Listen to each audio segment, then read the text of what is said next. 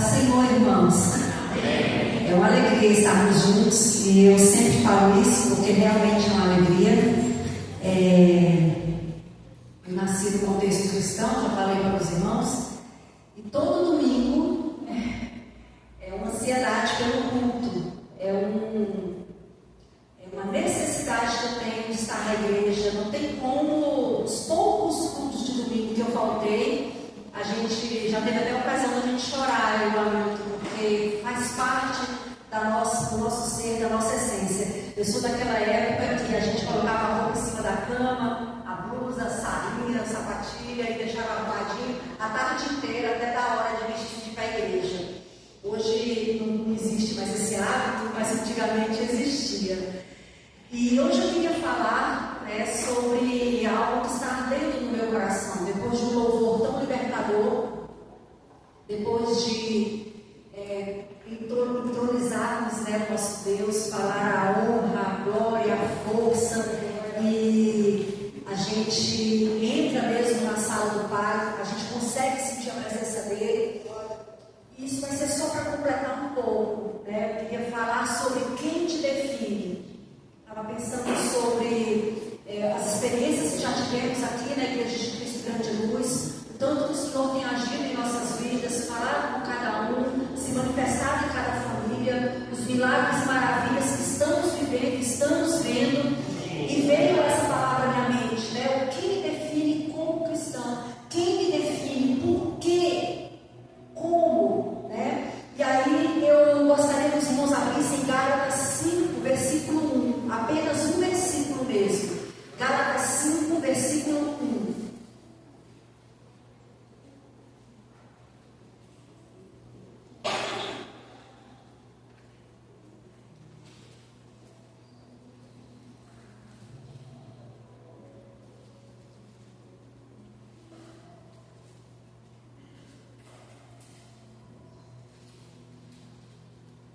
Amém?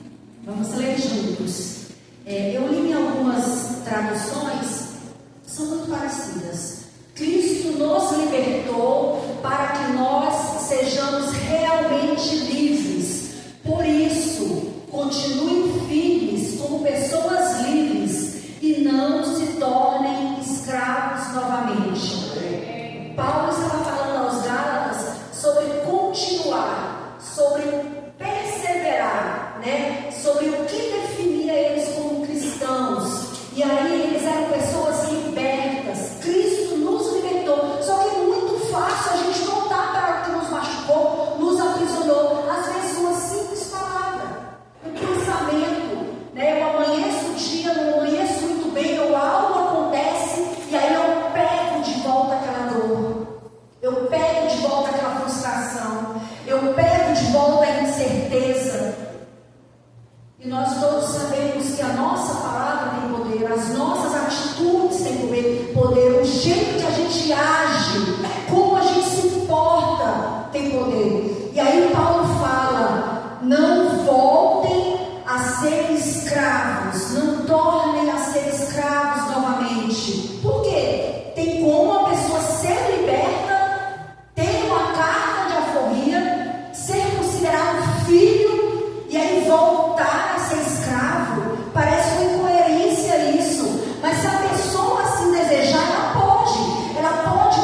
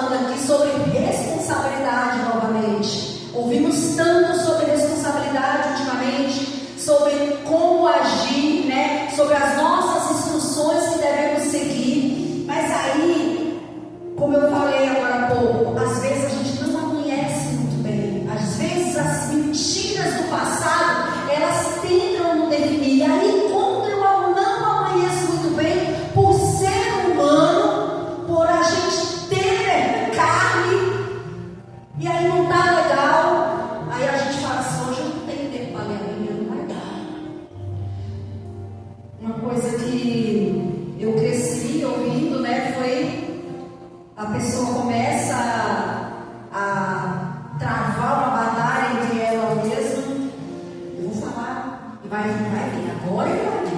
Porque a pessoa fez, aquela fulaninha fez por merecer. E aí vai aquele dia e a pessoa vai alimentando aquela raiva. E aí o dia já não está legal. Quando você encontra com o irmão, a pessoa que não fez por merecer, você também não fez por merecer. E aí fica um dia inteiro onde você, em vez de definir ser filho de Deus, você define atrapalhar a sua vida, voltar a ser escravo e ainda levar outras pessoas com você. Porque quando a gente começa a plantar aquela mágoa no coração, quando ela chegar, ela vai ver. Quando eu encontrar, ela vai ver. Porque não é assim que se faz. Aqui no ambiente de trabalho, todo mundo tem que seguir uma ordem. Nós trabalhamos juntos, todo mundo tem que seguir como foi. E aí vem a confusão através de você. E isso não é ser filho de Deus. Isso é ser escravo do diabo. É viver para atormentar os outros. É viver para atormentar a si mesmo. Paulo fala: não volte a ser escravo do pecado, do medo, da injustiça. Cristo nos libertou. Continuemos firmes, né? Outro ponto, além dessa sua decisão de quem te define, é que o nosso Deus já provou que nos ama. Em várias situações. Às vezes o dia não é muito bom. Hoje mesmo nós não estamos num dia muito bom lá em casa. E aí uma pessoa olha para mim e fala: mas você não chorou? E eu falo: eu acho que eu deveria chorar nesse momento, né? Eu falei: me desculpa, não estou com vontade de chorar. Eu sei que eu deveria estar chorando, mas não consigo chorar por essa situação. E a minha mente está sempre no Senhor, principalmente no dia que eu vou pregar. E por mais que seja triste a situação, o choro não vem, porque eu estou tentando manter o meu coração alegre na palavra de Deus. E eu defino o meu estado de espírito, mesmo sendo um dia muito, muito triste. E aí, como me juntar, a essa caminhada de definir o bem tanto para mim como para o outro? É engraçado isso, né? Porque o que eu defino se expande. Eu tenho autoridade para expandir o reino de Deus. Eu tenho autoridade para expandir também a tristeza. E aí, quando eu tenho eu ajo daquela forma de fazer uma comida gostosa, ou um irmão que prepara, conserta o carro de outro. Isso já aconteceu muito comigo com o Hamilton, de algumas pessoas da nossa família sempre estar consertando o nosso carro. Ou escrever uma carta para alguém, comprar um remédio que alguém está precisando, levar esse remédio. E aí a pessoa, pelas suas crenças ou pelas suas maneiras de ser, ela olha e não se sente merecedora e fala: não, eu não quero essa sua comidinha que você está fazendo para mim. Não precisa trazer remédio para mim não, porque eu não sou merecedor desse cuidado. Esse benefício não é para mim. A gente se sente tão mal quando alguém não aceita o que a gente está oferecendo, né? Não é estranho isso? Fala: meu Deus, que pessoa estranha, eu estou oferecendo um presente, tirando do meu tempo, e a pessoa não acha meio de receber. E aí a gente fala assim: como que o nosso Deus sente? Eu fiquei pensando, Ele está o dia inteiro cuidando de cada um de nós. Os anjos do Senhor sempre acampam ao nosso redor. Em Hebreus fala que os anjos são seres ministradores que estão aqui para nos auxiliar. E aí a pessoa arrasta, joga fora, fala que não quer, vira as costas. Se para a gente é tão difícil aceitar isso, imagina para o nosso Deus, sabendo que Ele cria facilidade, Ele oferta facilidade, Ele estende a mão. E aí nós, como seres humanos, preferimos não aceitar. Definimos a tristeza como patrono na vida. Definimos viver, essas tristezas. A segunda acabou de chegar. É o mesmo que voltar a ser escravo. Um dia que você decide que a tristeza vai tomar conta do seu ser, um dia que você decide não ser grato, um dia que você decide não ser liberto, é o dia que você volta a ser escravo. E aí, em Salmo 27:3, não precisa abrir.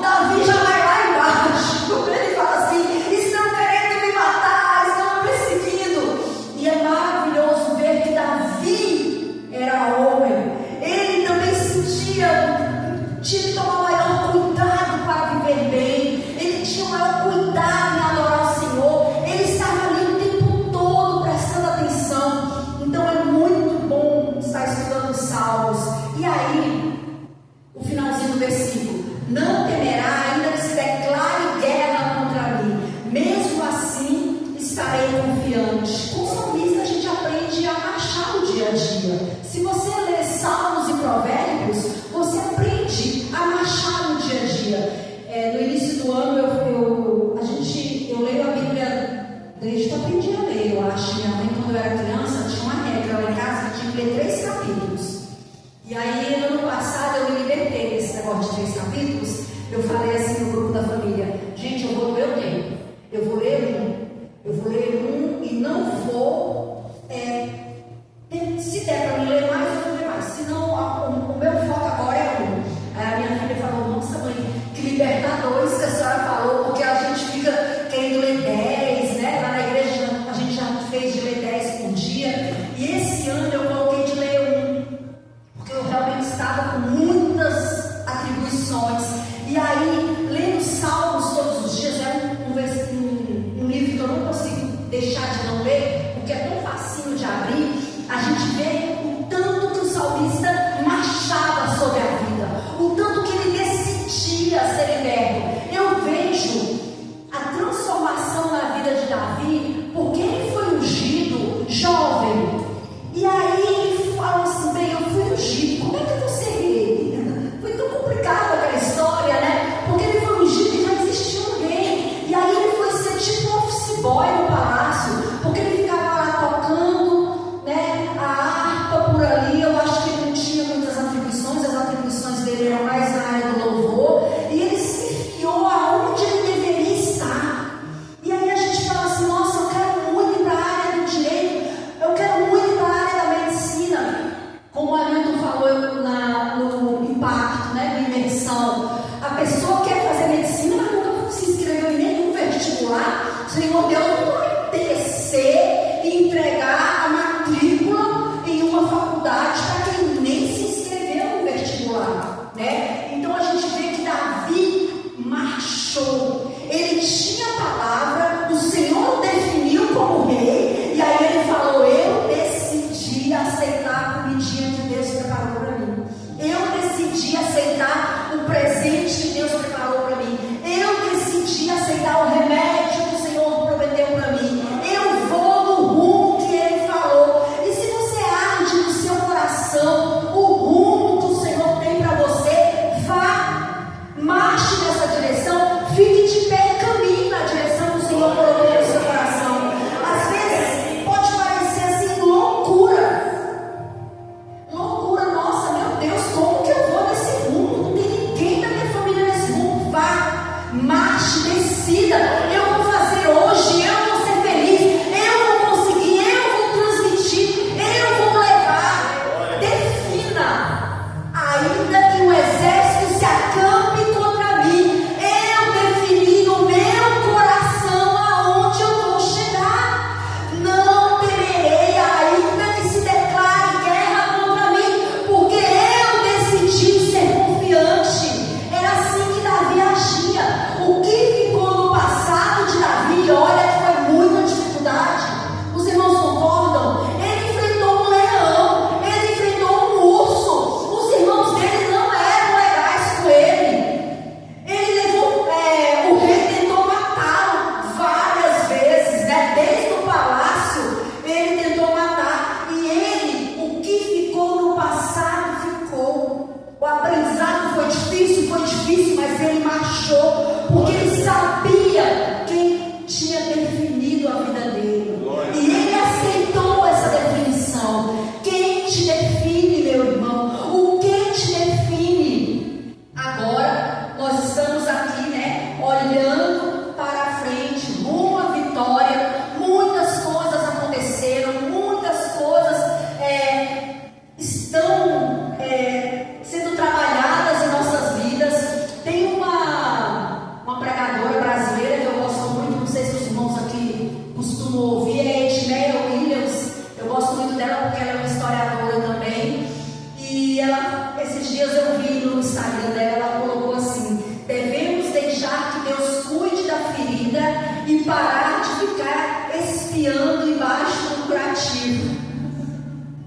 Eu achei muito interessante, porque a gente, no mesmo momento que confia, que coloca na mão do Senhor, a gente toda hora vai lá e dá uma espiadinha, né? Eu gosto de fazer orações curtas, né, e pontuais, e principalmente quando eu estou anotando, né? Você vai anotar uma oração enorme, os braços da gente nem aguenta mais o tanto que a gente escreve, né? Nós estamos todos treinados de escrever, e aí eu fico pensando, não, eu já pedi isso para o Senhor, ai, eu vou pedir de novo, ai meu Deus, eu já orei por isso, não, mas eu vou orar de novo. E aí quando eu pego os meus cadernos, vocês sabem que eu gosto muito de escrever, eu fico olhando, é tudo a mesma coisa, eu falo, mas Deus já sabe disso, mas eu estou lá de novo. Parece que a gente confia e pega de volta. O Senhor, não estou pegando de volta, eu só estou explicando para o Senhor de novo o que eu estou precisando. Mas é do ser humano essa situação de colocar na mão de Deus e ficar levantando a beiradinha do pratinho para ver se já está cicatrizando. A gente sabe que o nosso Deus nos tirou de uma vida de miséria. Eu sei de onde eu vim. Costumo dizer para os meus irmãos que aonde eu nasci, né, o barraquinho de madeira, meu pai é caprichoso, todo cercadinho de florzinha, né, as fotos bem arrumadinho, ele fazia assim aquelas gradezinhas assim, pintou de branco, barraquinho azul. Pelas fotos você vê o capricho do meu pai. Mas há quantos anos a gente não mora mais em barraco de madeira, né? Quantos anos que a gente já está em casa com água encanada, luz, todos nós. Isso já, para mim, já é maravilhoso demais. Nós já vivemos num conforto extremo que não existia há muitos anos atrás. Busque ajuda agora. Salmo 88:13 diz: mas eu, Senhor, a ti clamo por socorro. De manhã minha oração chega à tua presença. Eu já falei várias e várias vezes que quando a gente tem uma situação, a gente pode colocar na presença de Deus. Quando eu tenho uma situação para resolver com o meu Senhor, eu posso colocar na presença de Deus. Eu não preciso deixar para depois. Agora há pouco a minha filha falou que o meu genro David estava com a garganta doendo. Então imediatamente ele foi numa farmácia e já comprou um remédio. Aí ela, mãe, será que vai dar sono? Eu não, acho que não dá sono uma hora dessa não. Por quê? Porque quando a gente sente mal-estar, é automático a gente buscar ajuda. Quando a gente sente a sede, é automático buscar a água. E aí a gente, quando sente a necessidade de colocar algo na presença de Deus, a gente espera a coisa piorar. A gente não busca a providência oportuna. E em outras áreas da nossa vida, a gente também vai deixando. E aí isso nos define como uma pessoa que procrastina na presença de Deus. A gente deixa para lá situações que são referentes à glória de Deus, à presença de Deus. O que dói, a gente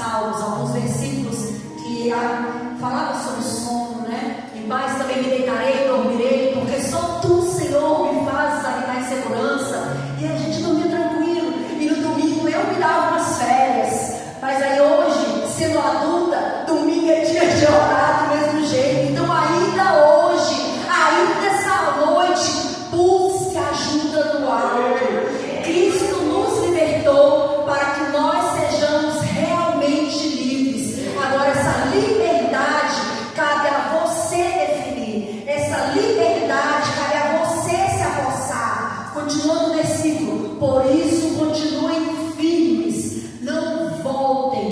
E aí, tem outro ponto que eu gosto muito, no que me define como cristão. Outro ponto que eu vejo como a real mudança do Senhor na minha vida. Ponto-chave de transformação na minha vida. O milagre que o Senhor operou na minha vida e na vida da minha família, de várias pessoas que eu conheço. A transformação que o Senhor fez é espalhar amor. Como eu falei inicialmente, eu me defino, e eu posso definir o dia dos outros também. Eu posso definir, ajudar a abençoar as pessoas. Eu consigo definir como será o dia na minha casa. Eu tenho poder para isso. Eu costumo dizer que normalmente numa família desestruturada, não é? Sempre é só um que desestrutura tudo. É complicado isso. Você ser esse um que desestrutura tudo. E um ponto de certeza que você pode ter de que não é mais escravo é quando transparece o amor do Senhor Jesus na sua vida. Quando você consegue passar este amor através das suas atitudes, através da sua fala, através do seu comportamento no geral. Não o seu comportamento apenas com pessoas pontuais, mas o seu comportamento em todos os locais. Não tem como a gente ver Jesus agindo de forma diferente. Se os discípulos tinham abertura para se aproximar, para falar as falas que eles falaram, para pedir ficar do lado dele no céu, tinham abertura para contar o que contaram, é porque Jesus agia em todo o tempo com bondade para Deus. Jesus cuidava, e o amigo sempre fala, Jesus nunca falou para nenhum deles, eu te amo, mas eram as atitudes, o cuidado, os ensinamentos, o dia a dia. Não seja essa pessoa que desestrutura, desestabiliza. Não seja essa pessoa no mundo. Espalhe amor. Provérbios 31, 26 é um versículo que eu uso muito para as mulheres, mas ele cabe para todos. Fala com sabedoria. Fale com sabedoria. E a instrução da bondade está na sua língua. É engraçado, a instrução da bondade. Nós vamos ensinar bondade. Nós vamos ensinar bondade. É engraçado essa frase, né? Sim, é isso que a Bíblia fala. Ensine a bondade. Seja a bondade. Essa afirmação vai te trazer uma libertação. Porque o mundo hoje nos ensina a agirmos com ganância, a agirmos com conquista, a pisar em quem precisa pisar, a não cuidar, mas se ela crescer, eu vou diminuir. Não é assim que o Senhor Jesus nos ensinou. O papel do cristão é desenvolver o amor na humanidade. Amém. E é difícil isso, né? Trânsito, vizinho, trabalho, escola. E o que o mundo fala é conquiste, faça, tome. E aí vem a palavra de Deus e fala pra gente: a bondade, a instrução da bondade está na sua língua. E será que a gente consegue viver isso? Eu costumo dizer que criança não compreende o que é dinheiro.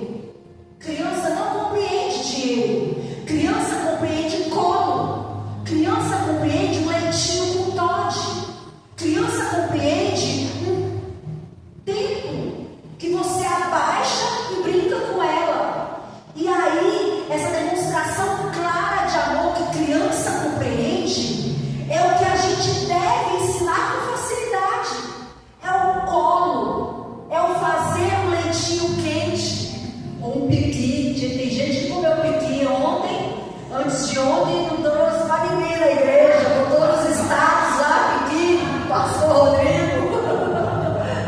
Eu entendo como linguagem de amor, me chamava para comer piqui, viu? Vou amar com mais facilidade. Espalhe o amor, fala com sabedoria.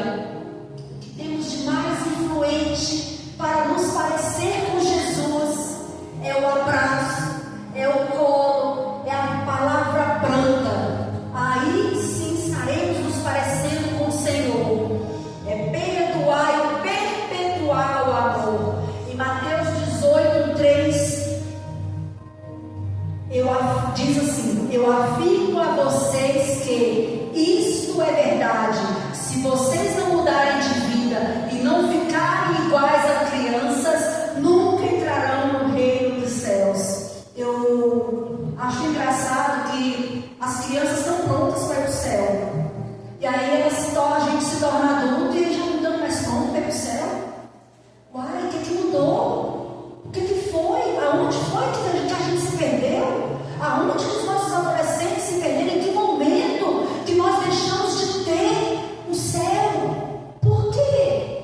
Porque não temos mais o amor, o colo, a alegria, o brilho no olhar, a inocência de saber que tudo vai dar certo. Para uma criança não tem que vai dar errado, né? E se a gente não consegue exercer algum tipo de amor, se você não consegue exercer, não, esse amor eu não dou conta, amar a minha família, amar o meu irmão, amar o meu pai, amar a minha mãe, você não sabe o que eu passei, pastor, aonde foi que machucou?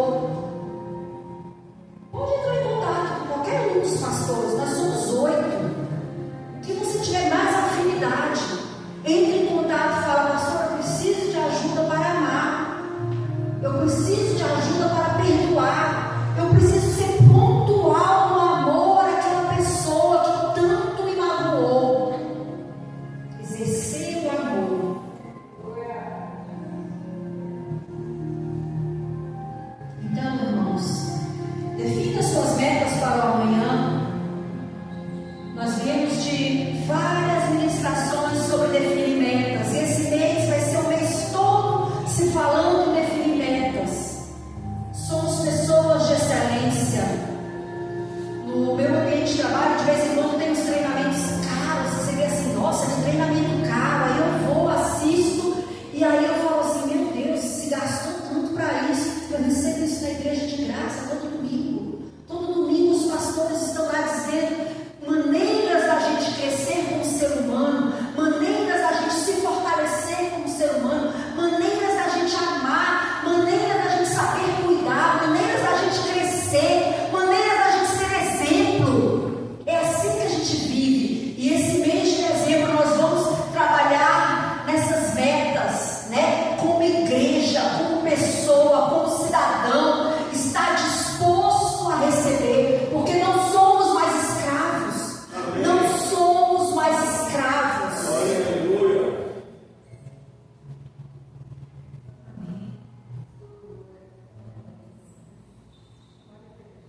Eu queria terminar lendo em 1 Coríntios 15, versículo 10.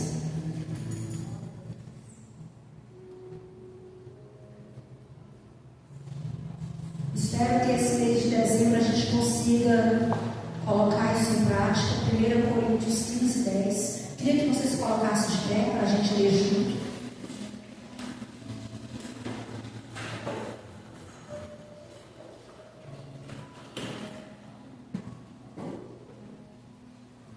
Para você definir a sua meta, definir quem você é,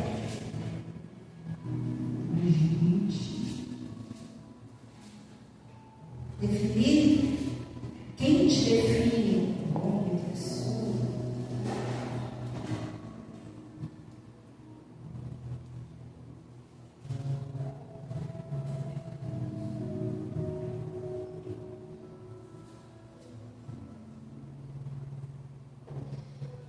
Se aceite. Para você definir quem você é,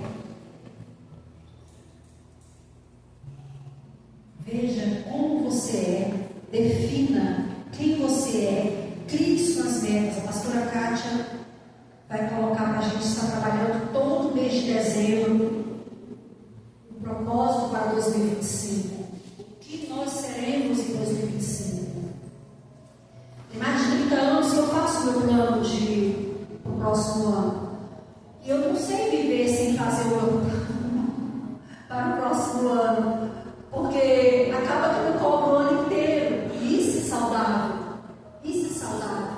O que eu vou fazer? E ter a certeza de que eu estou naquele caminho, de que o Senhor está me ajudando, de que a igreja está me ajudando, e que juntos nós vamos conseguir. E aí, 1 Coríntios 15:10 diz: mas pela graça de Deus sou o que sou. Pela graça de Deus sou o que sou.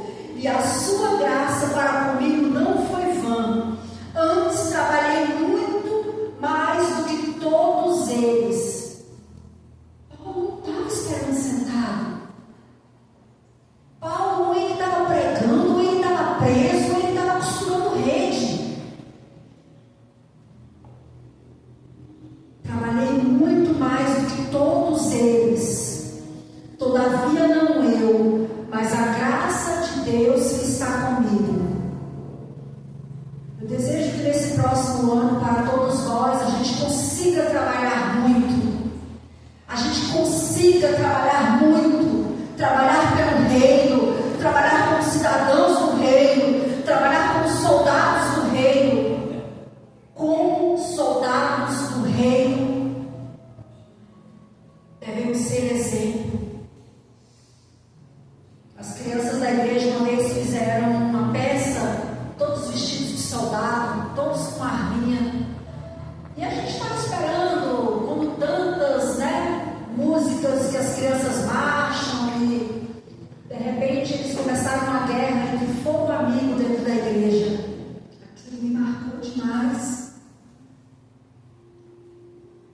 Porque isso acontece no nosso meio. E as crianças fizeram aquilo.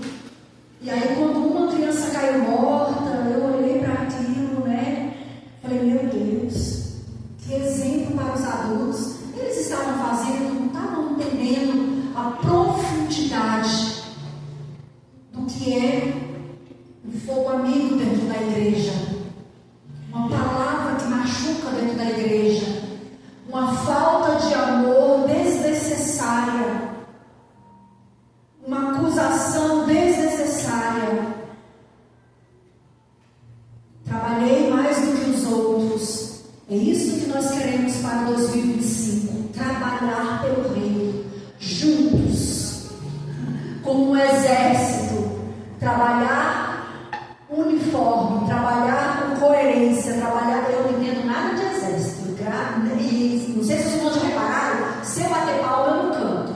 Se eu cantar, eu não bato palma. As duas coisas não dá para mim fazer. Então não me peça para marchar, porque eu não consigo, É uma coisa que meu cérebro não entende. Mas juntos, como igreja, como filhos, podemos trabalhar mais do que os outros nessa cidade. Podemos exercer mais do que os outros. Podemos ser mais misericordiosos. Podemos amar mais do que os outros. Podemos cuidar mais do que os outros. Podemos nos doar mais do que os outros. Se o nosso pensamento for esse, não for um pensamento de esperar que o outro faça, esperar que o outro dê, esperar que o outro leve, terminaremos 2025 com muita alegria, com muita honra, com muita paz, como a gente está terminando esse ano, com muitas pessoas quebrantadas na presença de Deus. Sexta-feira, o culto aqui, eu fiquei impressionada. A gente tinha tanta gente nessa igreja para uma sexta-feira. E eu nem tirei a foto, que eu fui lá para fora conversar e não tirei a foto final. Mas está doendo até agora, eu amo tirar foto. Mas como foi lindo sexta-feira, o culto de oração todo lotado. E que 2025 consigamos ser o dobro do que fomos 2024. Porque juntos podemos, se cada um entender, seremos. Queria que você fechasse os seus olhos com esse pensamento de estarmos juntos. Vamos fazer uma oração.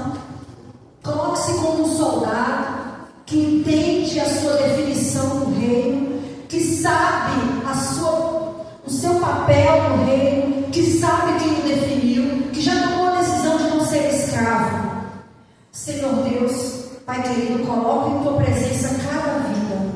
Senhor, entrega cada irmão da igreja de Cristo, Senhor, grande luz. Pai querido, entrega cada soldado em sua presença, cada adulto dessa igreja, Senhor, cada pessoa, Pai, que está disposta, ó Deus, a se colocar na brecha pelo próximo, a cada pessoa que está disposta a amar como o Senhor amou. Pai querido, Jesus, entrega cada vida em tuas mãos. Senhor, coloca o Senhor Jesus, cada um de nós em tua presença. Deus, ajuda-nos, ó Pai, a estarmos dispostos a trabalhar por ti, a trabalhar muito, Senhor. Dá-nos, ó Deus, meios, Senhor, de trabalhar muito para o teu reino. Pai querido, ajuda-nos, ó Pai, a sermos os melhores no teu reino. Senhor, precisamos, ó Deus, entender, ó Pai, o que o Senhor quer de nós nessa cidade.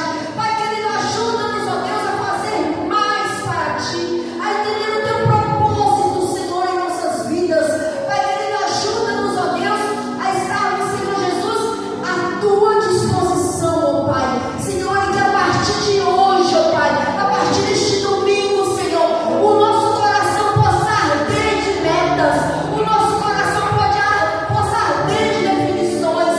Pai querido, que nós consigamos, ó Deus, a estabelecer, Paizinho, alvos, ó Pai, muitos e muitos alvos, Senhor.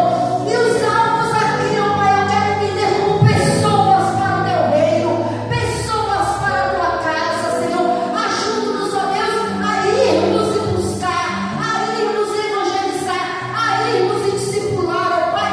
Dá-nos, ó Deus, coragem e amor para agirmos, Senhor, como verdadeiros soldados teus. Em nome de Jesus, ó Pai, eu te peço, ó Deus, e te agradeço, Senhor. Amém. Te amo, Deus.